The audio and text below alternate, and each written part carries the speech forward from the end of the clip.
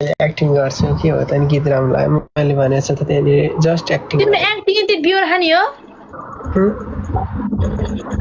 त्यही त आज होइन हिजोको भिडियो ड्राफ्टमा थियो अनि हालेको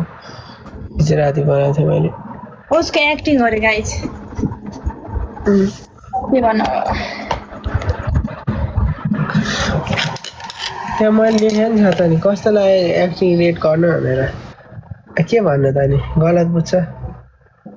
ड्राफ्टमा थियो अनि के हाल्छु भनेर राखेको थिएँ नि हालेको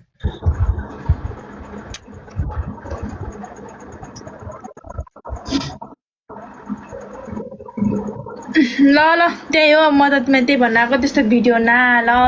नरुव रुन पर्ने केही छैन छैन के हुन्छ भन्छु म त किन रुनु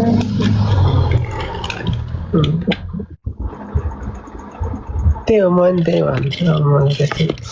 मैले त्यस्तो केही उता नराम्रो नभन्नु केही पनि मलाई नभन्नु यस्तो हो उसले नराम्रो भन उसलाई केही भन्नै पर्दैन हो भन्ने एउटै कुरा 10 पल्ट गरेको छ सिङ्गल नबनाएको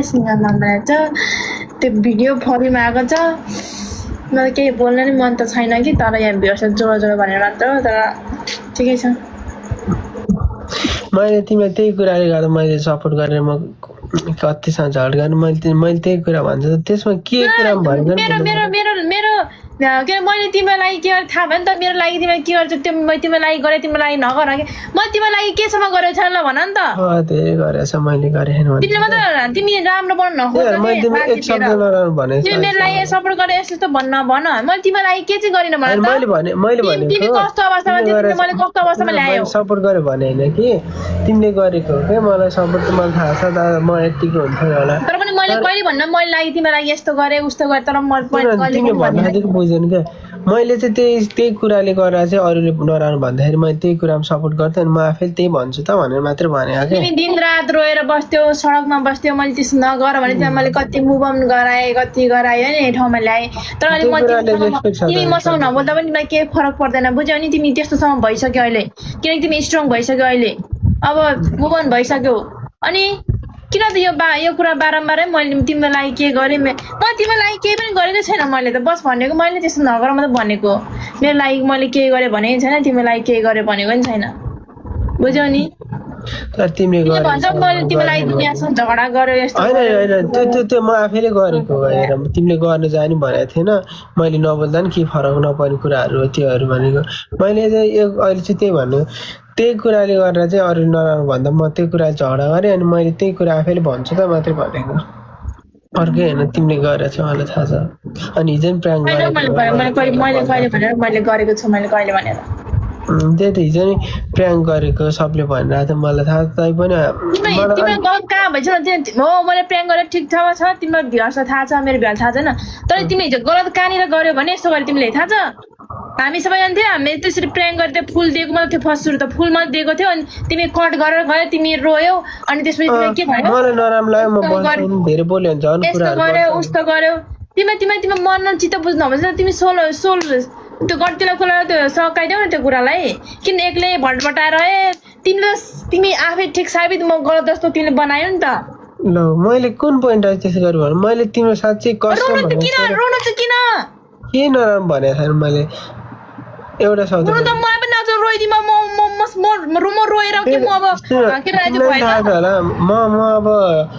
आफूलाई नराम्रो भएपछि म मुख छाड्ने गाली गर्ने तिम्रो मेन गल्ती के छ होला ब्रो मेरो गल्ती होला गाई छोरा पनि मैले माफ माग्छ र प्र्याङ्क गर्नु मेरो गल्ती होला तर पनि गाई जेनु तर उसको कहाँनिर गल्ती छ भने ऊ कट गरेर गयो रोइदियो अनि भ्युर्सलाई यस्तो उस्तो सुनाइदियो कि उसले हुन्छ नि अब अलिकति मलाई चाहिँ अलिकति रिस उठेको मात्र हो गाई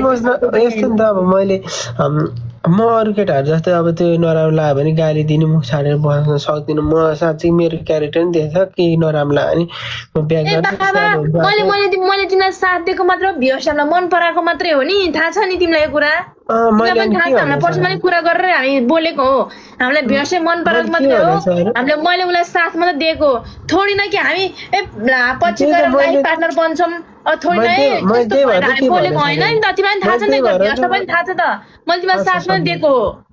तिमीले कतिचोटि भनेको थाहा छ त मैले त्यही भएर नि के भनेको छैन त ऊ अरूसँग बोल्छ मैले के भनेको छु त अब अरू उता त्यस्तो गरेर प्र्याङ्क गरेँ नगरेँ मैले त्यो कुरामा त्यहीहरू केही कमेन्ट गरेन केही कुरै गरेन नि त मैले के भने त त्यहाँनिर मैले के बोलिनँ मलाई नराम्रो गल्ती कहाँनिर भयो नि तिमी चट्ट कट गरेर गइ रोइदियो अनि सक्यो त्यहाँनिर गरेर म बस्नै सकिनँ किनकि नराम्रो लाग्यो अनि मैले ब्याक गरेँ नि त रुनु पर्छ त बच्चा हो तिमी अब म त्यस्तै छु त अनि मैले अरू केटाहरू जस्तो गाली दिएको भए राम्रो हुन्थ्यो भन्न त्यहाँनिर मुख छाडेको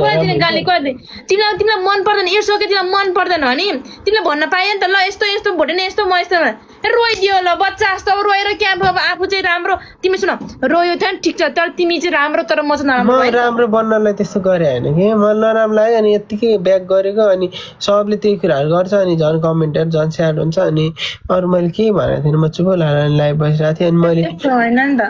किनकि तिमीले गर्दा यहाँ लाइभमा म बस्न पनि यहाँ सक्दिनँ कमेन्टले गरेर कमेन्ट अफ गरेर पर्नुपर्छ यार तर सरी अब मैले नराम्रो गराउनु भने नि होइन मैले के नै भनेको छैन चित्त बुझ्दैन इर्सक हाम्रो प्रायः तिमीलाई चित्त बुझ्दैन भने चित्त बुझ्दैन भने टक्क लाएर कट गर्ने हो बुढो यस्तो त भने रोएर अनि त्यस्तो गरेर त नि तिमीलाई त तिमीले साबित गर्न खोज्यो कि म सही हो गलत हो भनेर यत्रो 5-6 हजारमा त्यो कसैको पनि चित्त बुझाउन सक्दैन क्या राजीव सुन यत्रो 5 हजार कसैको पनि चित्त बुझाउन सक्दैन बुझ्यौ नि तर पनि तिमीले मलाई कता रिस उठेको तिमीले त्यो गर्यो क्या तिमी कट गरेर गयो मैले पनि अर्को मलाई हेरिरहेको त्यहाँ न तिमी कट गरेर रोइदियो अनि यस्तो उस्तो अनि सोसियल मिडियामा देखाउनु पर्छ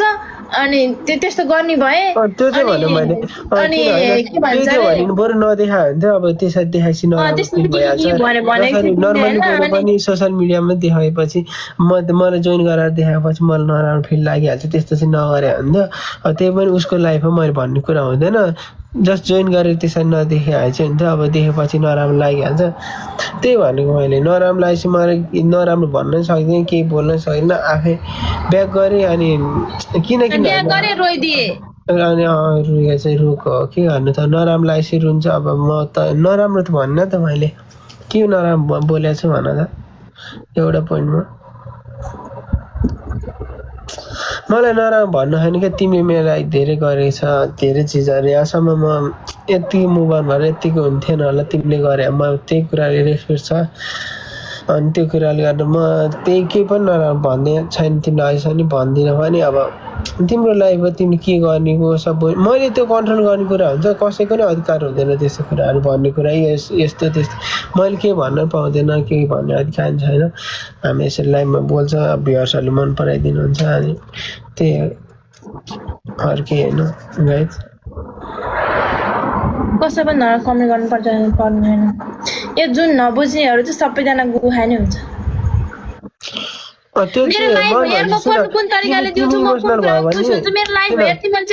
मेरो लाइफको बारेमा तिमी इमोसनल भयो भने मलाई गाली गर्छ म